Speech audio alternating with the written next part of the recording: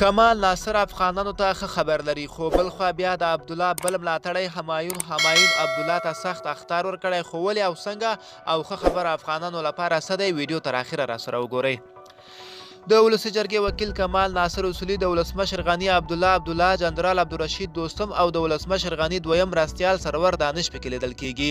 کمال ناصر اصولي له انځور سره لیکلي دي چې زما لپاره افغانستان مهم دی، نه اشخاص. د برنامو ملاتړ کوو، نه د اشخاصو. ولس ته مو پیغام دا دی چې تشویش مه کوئ.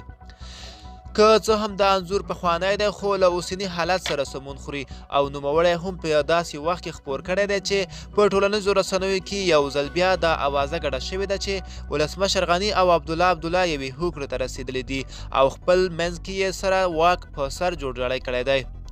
کمال ناصر اصولي لیکلي انځور خبرې کوي، د افغانستان د خلکو فعلي حالت په دغه انځور کې لیدلی شئ. زما لپاره افغانستان مهم دی، نه اشخاص. د برنامو ملاتړ کوو، نه د اشخاصو. برنامو کې مارشالي نشته. ډاکټر صاحب غني هم پوهیږي چې د ولس غوښتنه څه ده. ولس ته مو پیغام دی چې تشویش مه کوئ.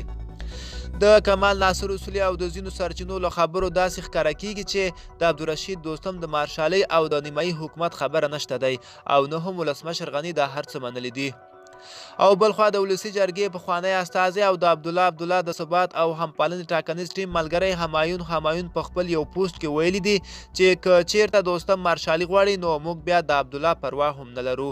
د ولسمشر غني او عبدالله ترمنځ د جوړجاړي لپاره خبرې روانې دي او د جنرال عبدالرشید دوستم ویان رسنیو ته ویلي چې په جوړجاړي کې د عبدالرشید دوستم ته د مارشالي خبره حتمي ده او له دې پرته جوړجاړی نه کیږي. وروسته له هغه چې په ټولنیزو رسنیو کې د جنرال عبدالرشید دوستم د مارشالۍ خبرې خپرې شوې، نو خلکو ورته سخت غبرګون ښکاره کړ، خو په دې اړه لا هم کوم رسمي څه نه دي ویل شوي. اوس تازه همایون په خپله فیسبوک پاڼه په یو پوسټ کې ډاکټر عبدالله ته ویلي دي چې موږ ستا څخه ملاتړ وکړ چې انتخابات مو قومي رنګه شي. که چیرې دوستم مارشالي غواړي بیا نو ستا پروا هم نه لرو. دا په داسې حال کې ده چې همایون له تیرو څو ورځو راهیسې له خپلې فیسبوک پاڼې پرلپسې داسې پوسټونه کوي چې د خلکو غبرګونونه یې راپارولي دي او تر سختو نیوکو لاندې راغلی دی. له دې مخکې همایون په خپل یو پوسټ کې ویلي و چې د افغانستان ملي بیرغ ورته کوم مفهوم نه لري او د هغه پر وړاندې خپل مفهوم له لاسه ورکړی دی. هغه په خپل یو پوسټ کې همداراز لیکلي و چې باید د افغانستان بیرغ بدل شي.